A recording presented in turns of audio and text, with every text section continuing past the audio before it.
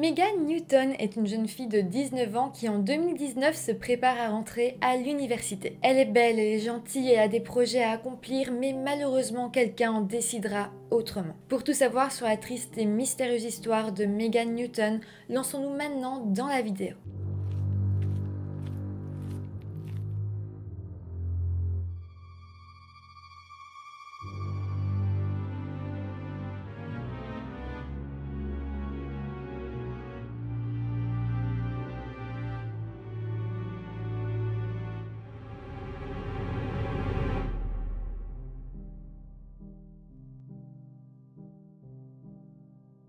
Hello tout le monde, j'espère que vous allez bien. Aujourd'hui, je vous reviens avec une histoire anglaise. J'en traite rarement, mais celle-ci m'a vraiment touchée. J'avais très envie d'en parler. On parle d'une jeune fille de 18 ans qui avait vraiment la vie devant elle et qui est décédée, qui a été tuée à cause d'un acte de gentillesse de sa part. Donc vraiment, c'était important pour moi d'en parler, de lui rendre un petit hommage aujourd'hui sur ma chaîne. Comme d'habitude, avant de commencer la vidéo, je vous rappelle de vous abonner si ce n'est pas encore fait, de mettre la petite cloche aussi. Et maintenant, lançons-nous dans la vidéo. Megan Newton est une jeune fille de 18 ans vivant à Stoke-on-Trent en Angleterre et étudiante à Newcastle College, et elle se prépare à rentrer à l'université. D'ailleurs, c'est très important pour elle parce qu'elle est la première de toute sa famille à faire des études universitaires. Elle est aussi très sportive, elle est fan de l'équipe de football de Stoke City et joue dans l'équipe féminine de football de Stoke Town.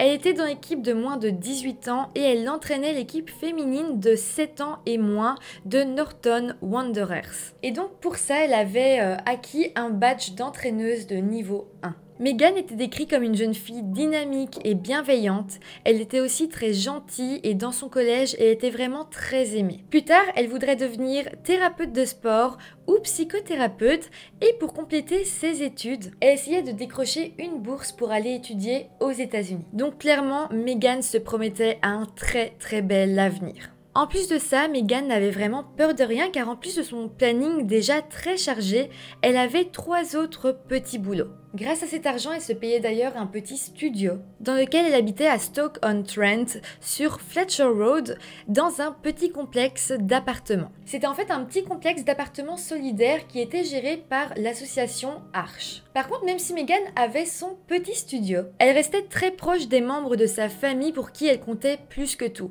Il y avait sa maman qui s'appelle Sarah Newton pour qui d'ailleurs sa fille était sa meilleure amie. Elle avait son père aussi qui s'appelle Michael Bagaley que j'ai moins vu sur les photos, mais je pense qu'elle était quand même assez proche de lui et par contre ses parents semblent avoir divorcé, donc je pense qu'ils étaient plus ensemble au moment des faits. En plus de ses parents, elle était aussi très proche de ses grands-parents, donc sa grand-mère Beryl Smith et son grand-père Chris Smith. Bon, maintenant que tout ça est dit, plongeons-nous dans la journée du 19 avril 2019.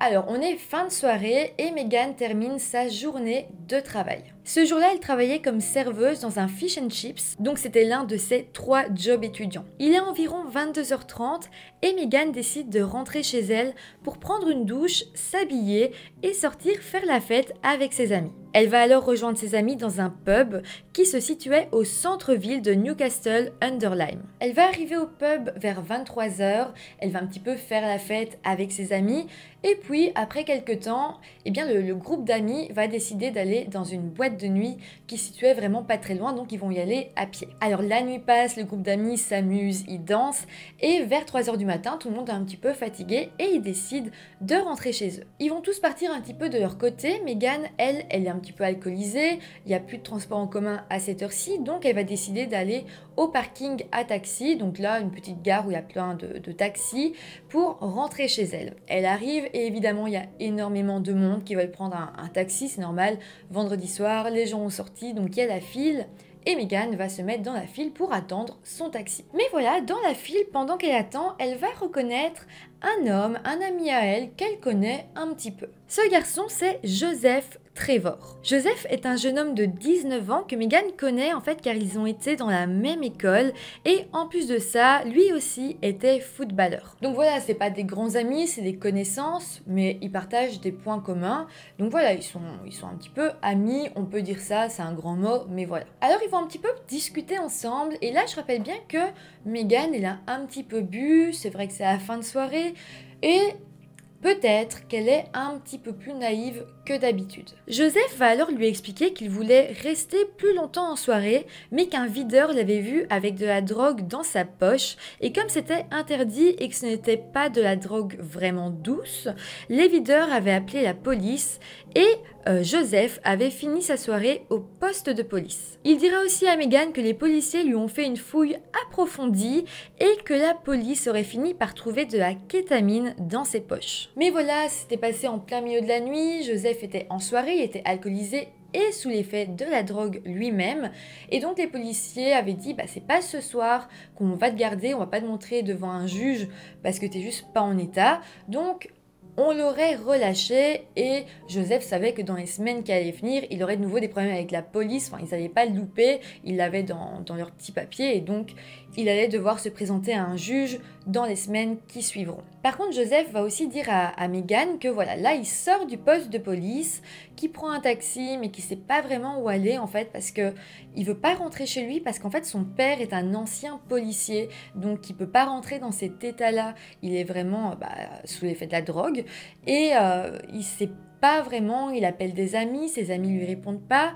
Donc, il explique à Megan qu'il ne va pas très bien. Megan, elle, qui est très gentille, va avoir pitié et donc elle va lui proposer de l'héberger chez elle pour cette nuit. Joseph va donc la remercier et va accepter directement sa proposition et ils vont décider de marcher ensemble un petit peu plus loin dans le but de trouver un taxi et pas de devoir faire la file, donc ils vont se mettre en marche. Là, ce qui va être assez chouette, c'est qu'on a plusieurs caméras de surveillance qui vont les filmer, on va voir un petit peu plusieurs étapes dans la soirée et voilà, c'est vraiment une bonne nouvelle que les caméras de surveillance aient pu être là et surtout qu'on a retrouvé les images avant qu'elles soient effacées. Alors on sait que pendant cette marche, Joseph va recevoir un message de son père qui est inquiet. Mais Joseph lui répondra qu'il est parti dormir chez un copain. À un moment, les deux amis trouveront finalement un taxi qui les emmènera près de chez Megan et vers 4 h du matin, ils arriveront enfin. Comme vous pouvez le voir sur les images, à ce moment-là, tout va bien. Ils ont l'air heureux, mais aussi ils se taquinent, mais rien d'alarmant.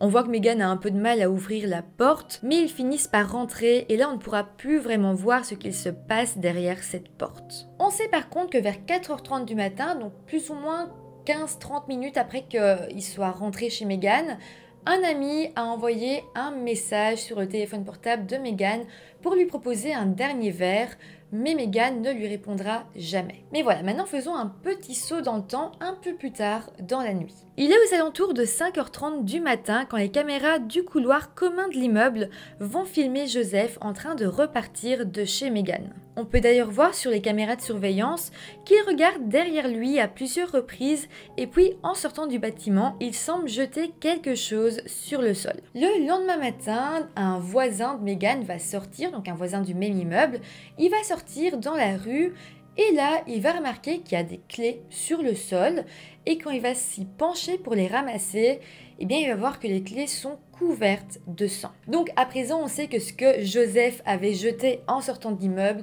c'était ce trousseau de clés. Donc le voisin, lui, il trouve ça étrange, il comprend pas très bien, il va ramasser les clés et là, il va voir le numéro de l'appartement, donc il sait à quel appartement appartient ces clés. Il va alors remonter dans l'immeuble, il est quand même un petit peu inquiet, il y a quand même du sang sur les clés. Il va aller devant l'appartement de Megan et il va toquer à la porte. Alors personne ne répond et d'autres voisins vont venir un petit peu voir ce qui se passe et quelques voisins vont s'attrouper devant la porte de Megan. Ils toquent, ils frappent à la porte, personne ne répond. Et ensemble, ils vont prendre la décision d'ouvrir la porte pour se rendre à l'intérieur parce que voilà, la pression commence un petit peu à monter. Et voilà, c'est là que le cauchemar commence. Ses voisins vont découvrir le corps de Meghan inanimé sur son lit. Elle est complètement nue, il y a du sang partout. Les policiers sont immédiatement appelés et à leur arrivée, ils noteront que Meghan semble avoir été poignardée à plusieurs reprises dans le dos. Très vite, l'arme du crime va être connue. En fait, c'était un couteau qui appartenait à Meghan, donc sans doute que le meurtrier avait trouvé le couteau dans la cuisine de Meghan. Une enquête va alors s'ouvrir, une enquête pour meurtre, et ça va aller très très vite avant que les policiers regardent les caméras de surveillance et puissent voir qu'un homme est rentré dans la chambre de Meghan pour en ressortir un petit peu plus tard et pour jeter les clés après devant l'immeuble. Donc, ils ont devant eux l'assassin, le coupable. Par contre, qui est cet homme ? Alors, si vous vous posez la question, pourquoi est-ce que Joseph avait pris les clés de Meghan ? En fait, c'est un petit peu bizarre comme système, mais l'immeuble dans lequel Meghan habite, on y rentre avec des clés, c'est normal, mais on en sort aussi avec des clés. Donc, si on n'a pas les clés de l'immeuble, on peut juste pas en sortir. C'est pour ça qu'il avait les clés sur lui et qu'il les a jetées. D'ailleurs, je ne comprends pas vraiment pourquoi il a jeté les clés, c'était pas très intelligent de sa part, mais bon, tant mieux pour l'enquête. Bref, les policiers vont essayer de retracer l'itinéraire de l'homme, du suspect principal, pour essayer de voir où est-ce qu'il a été après qu'il ait fait son meurtre, et on va essayer de le suivre avec les caméras de surveillance, peut-être pour trouver là où il habite. Alors là, ça va être bien parce que les caméras de surveillance vont le montrer en train de marcher et même en train de regarder ses mains. On le verra arriver sur un pont qui se situe au-dessus de la route A500 et il va s'asseoir sur ce pont, il va enjamber la rambarde en fait et il va s'asseoir avec les pieds dans le vide. Là c'est assez dingue, on ne sait pas vraiment, il s'est jamais expliqué par rapport à ça, mais c'est assez dingue, en fait on dirait qu'il avait plus vraiment peur de la mort parce que c'est super dangereux de s'asseoir là. Je pense que c'était comme un sentiment peut-être de toute puissance qu'il ressentait en lui et donc ce truc de se dire je peux défier la mort, c'est peut-être pour ça que je m'assois là. Ça, c'est une analyse personnelle, hein, mais à mon avis, il y avait peut-être quelque chose qui ressortait de ça. C'est souvent ce que les tueurs en série ou même des personnes qui ont tué qui expliquent qu'après, souvent, ils ressentent un sentiment de toute puissance. Donc, ça peut expliquer pourquoi il s'est mis là. Bon, par la suite, on sait qu'un homme est venu voir Joseph. En fait, l'homme passait par le pont et il a simplement cru que Joseph voulait mettre fin à ses jours. Donc, il est arrivé derrière lui. Il lui a dit des petites choses. On ne sait pas trop vraiment quoi. Mais on sait qu'après ça, il a appelé les ambulances parce qu'il pensait vraiment que Joseph n'allait pas bien du tout et qu'il voulait vraiment mettre fin à ses jours. Donc là, les ambulanciers vont arriver et ils vont amener Joseph à l'hôpital et c'est dingue parce que cet homme qui a appelé la police, qui a appelé l'ambulance ne se rend pas compte qu'il vient de capturer, de livrer aux autorités une personne qui vient de commettre un meurtre. Donc Joseph va arriver à l'hôpital, il va être pris en charge par les urgences psychiatriques. À ce moment-là, il va avoir plusieurs psychiatres, plusieurs médecins et bon, ok, ils sont pas allés super bien, mais par contre, ils vont dire, ok, cette personne n'a pas de problème, de trouble mental, de maladie mentale à proprement parler. Il semble assez là, il est pas dans une folie, il va bien en soi, juste, ok, il a l'air d'être peut-être un petit peu dépressif, mais rien de plus, donc ils vont pas le garder aux urgences et ils vont appeler le papa de Joseph pour qu'il puisse venir le chercher pour que Joseph soit avec quelqu'un de confiance. Donc Joseph va rentrer chez lui tranquillement, mais plus les heures passent, plus il va se rendre compte que la nouvelle du meurtre de Meghan se propage à une vitesse folle. Il faut savoir que l'Angleterre va être très choquée et que beaucoup de monde va alors venir pour déposer des fleurs devant son appartement. Ça va vraiment être une affaire qui fera beaucoup de bruit et tout le monde voudra savoir qui a fait ça et le savoir puni. D'ailleurs, l'Angleterre sera encore plus choquée au moment où le rapport d'autopsie va être révélé au public. Il sera en fait rapporté qu'avant sa mort, Meghan a été agressée sexuellement 2 fois, une agression anale et une vaginale. Après ça, il sera rapporté que Meghan aurait été étranglée. En fait, elle aurait été étranglée à main nue pendant 15 à 30 secondes et elle aurait perdu connaissance, et ce serait après ça que son agresseur aurait été chercher un couteau dans la cuisine pour la poignarder. Il lui aurait en fait mis 9 coups de couteau dans le dos, et des coups de couteau tellement profonds que ça lui aurait perforé les poumons. Heureusement, la police va quand même retrouver assez vite Joseph. Ça n'a pas pris tant de temps parce que Joseph avait quand même laissé pas mal d'indices derrière lui. Par exemple, il y avait cette histoire à la police qu'il avait été pris ce soir-là pour une affaire de drogue. On a retrouvé sa photo. On a pu la comparer aussi, le fait qu'il avait été aux urgences psychiatriques. Et donc voilà, ça a été facile pour remonter jusqu'à lui.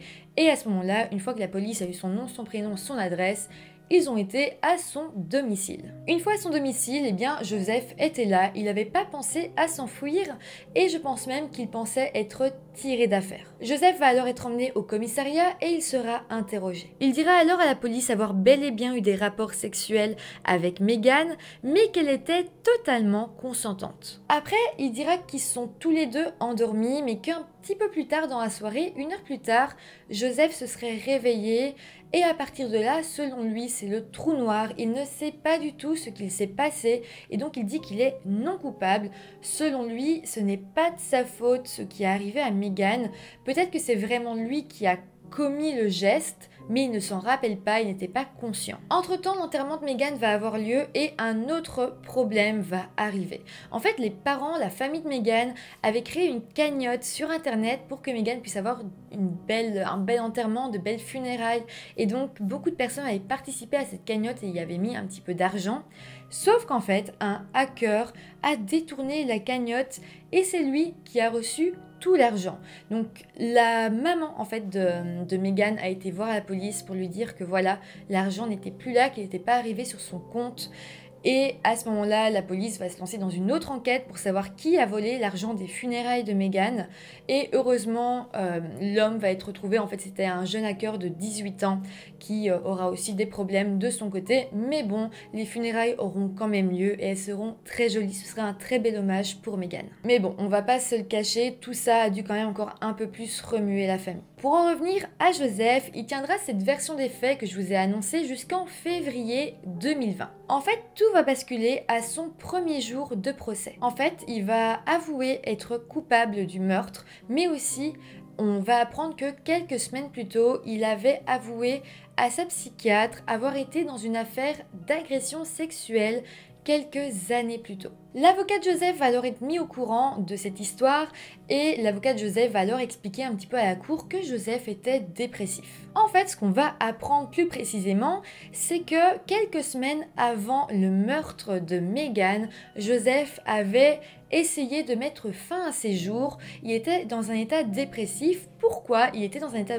dépressif? C'était à cause de cette affaire d'agression sexuelle qui date de quand il avait 15 ans. Si depuis longtemps Joseph disait être innocent dans cette affaire d'agression sexuelle, là, à ce procès, il avouera qu'il était coupable. En fait, à l'époque, quand il avait 15 ans, il n'avait pas été poursuivi pour cette histoire, mais ça avait quand même bien affecté sa réputation et lui-même, il avait été dans une grosse dépression et il n'avait jamais voulu avouer que c'était vrai, mais là, il va vraiment dire c'est vrai, j'ai agressé sexuellement cette fille quand j'avais 15 ans et j'ai tué Meghan. Joseph dira aussi avoir beaucoup de remords et dira qu'il sait qu'il a détruit 2 vies, que voilà, il se sent vraiment pas bien par rapport à ça et il va dire que pendant ce procès, il se sent apte à tout révéler et à tout expliquer par rapport à cette nuit macabre du meurtre de Meghan. En fait, Joseph va expliquer que ce soir-là, Meghan s'était excusée en disant que c'était elle qui à l'époque l'avait balancé à tout le monde et elle avait balancé le fait qu'il avait violé une fille. En fait, à ce moment-là, tous les deux dans le studio, ils étaient bien et Meghan, se sentant bien avec Joseph, avait tout simplement décidé de s'excuser en se disant « peut-être que j'ai ruiné ta vie, je suis vraiment désolée » Et c'est vrai qu'à l'époque, je te pensais coupable, maintenant je sais plus trop, et c'est vrai que c'est moi qui en ai parlé à tout le monde. Donc voilà, elle s'excuse réellement, sauf que Joseph de son côté va rentrer dans une colère noire. Il peut pas imaginer que c'est cette fille qu'il a devant lui qui a gâché sa vie. Bon, à prendre avec des pincettes parce que c'est sûr que c'est lui qui a gâché sa vie tout seul en agressant cette fille. Mais bon, sur le moment, il en veut énormément à Meghan. Il a été déscolarisé à cause de cette histoire. Il a perdu toute confiance en lui. C'est sa dépression, ses suicides, enfin ses tentatives de suicide. Donc voilà, c'est un petit peu trop pour lui. Et donc, c'est à ce moment-là qu'il va décider de se jeter sur Meghan pour l'étrangler. Bon, ça me perturbe un petit peu parce que j'ai pas réussi vraiment à trouver cette information. Ça diffère un petit peu dans mes sources. Mais je sais pas s'ils ont eu des rapports sexuels consentants avant que tout dérape ou que ça s'est passé après. Selon ce que j'ai lu, ça s'était passé avant, donc il n'aurait pas agressé sexuellement Meghan, mais les rapports étaient consentants. Encore une fois, c'est à prendre avec des pincettes, mais bon, ça me semble quand même possible que les deux aient eu un rapport sexuel normalement avant que tout dégénère. Bon, suite à tout ça, c'est vrai que l'avocat de Joseph ne sait plus trop comment rattraper les choses. Il va essayer de trouver des circonstances un petit peu atténuantes à ce meurtre. Il va expliquer que voilà, Joseph vient d'une bonne famille, que sa famille est bouleversée vraiment par ce qui s'est passé, et que voilà, il avait un avenir beau et tout tracé lui aussi, parce que bah voilà, il venait d'une famille respectable, il devait faire de belles études sans doute lui aussi, il était footballeur. Donc voilà, et que, bah oui, évidemment, il a commis cet acte horrible, mais c'était sur le coup de la colère, ça change pas grand-chose, mais bon, et puis il y avait aussi le fait qu'il était alcoolisé, sous l'emprise de la drogue, ça aussi c'est pas vraiment une circonstance atténuante, mais bon, il va quand même essayer de placer tous ses arguments. Pour ce qui est de la famille de Meghan, son papa, entre autres, a pris la parole pendant le procès et je vais vous lire un extrait de ce qu'il a dit qui est vraiment touchant. Comment cela a-t-il pu arriver à une jeune femme aussi incroyable, attentionnée, gentille, aimante et drôle? C'est quelque chose que je ne comprendrai jamais et que je ne surmonterai jamais. La pensée de ne plus jamais voir son beau sourire ou entendre sa voix me brise le cœur. Il dira qu'en fait la dernière fois qu'il a parlé à sa fille, elle lui a tout simplement dit « à plus papa » et c'est la dernière parole qu'il a entendue d'elle. Au final, le procès se terminera et Joseph Trevor sera condamné à une peine de prison à perpétuité avec une peine de sûreté de 21 ans. Aussi, chose importante, il sera inscrit à vie dans la liste des délinquants sexuels. En hommage à Meghan, les supporters du club de football de Stoke City ont applaudi Meghan pendant 1 minute avant le match de Premier League. Mais aussi, il y a eu de nombreux hommages floraux en son honneur près de son appartement. Donc voilà, Meghan était vraiment très appréciée et beaucoup de gens lui ont rendu hommage. Sa famille déclara même aux journalistes « Nos cœurs sont brisés. Meg était une belle jeune femme qui avait tout pour vivre. Elle était dans la fleur de l'âge, si précieuse et aimante. Nous l'adorions. Meg avait des projets pour l'avenir. Elle était tellement indépendante et savait ce qu'elle voulait faire de sa vie. Nous étions tous derrière elle à chaque étape de son chemin et aurions fait n'importe quoi pour elle. Elle était si précieuse et aimante et une si grande partie de nos vies. La famille signifiait tout pour Meg et nous sommes tous aux prises avec ce qui s'est passé. Cela ne semble tout simplement pas réel. Voilà, c'est comme ça que se termine cette horrible histoire, cette horrible affaire. Voilà, ça m'a beaucoup touchée et j'espère vraiment qu'un jour la famille de Meghan pourra essayer de retrouver un petit peu la paix. Et je suis quand même assez contente parce que son agresseur, son meurtrier, restera en prison pour quand même un long moment, 21 ans, c'est pas rien. Donc ça aussi, c'est déjà une bonne chose, j'ai envie de dire. En tout cas, si la vidéo vous a intéressé, n'hésitez pas à mettre un petit pouce en l'air, ça fait toujours plaisir, à vous abonner à la chaîne, à mon compte Instagram. Et moi, je vous retrouve très bientôt pour une nouvelle vidéo. Bye!